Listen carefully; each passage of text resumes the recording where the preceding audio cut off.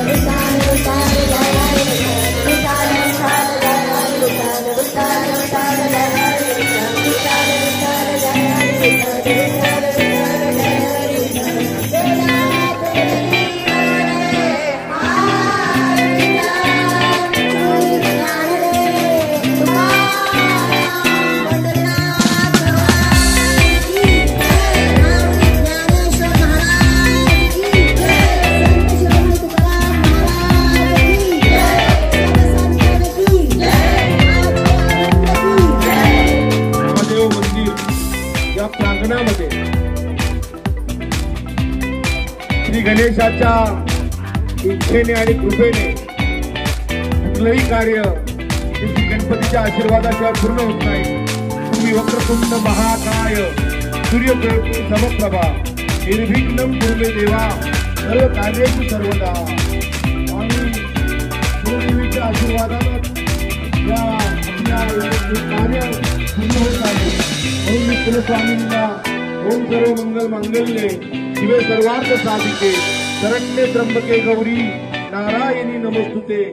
श्रींच्या इच्छेने आणि कुलस्वामिनीच्या कृपेने चिरंजीव श्री शालिगाव आणि श्री सरकार श्री तुलसी यांचा वृंदा श्री सरकार वृंदा यांचा विवाह सोहळा आज आपण इथं सर्व माता भगिनींच्या उपस्थितीत, सर्व आमच्या गोविंदनगर वासियांच्या उपस्थितीमध्ये आज हा विवाह सोहळा पार पडत आहे।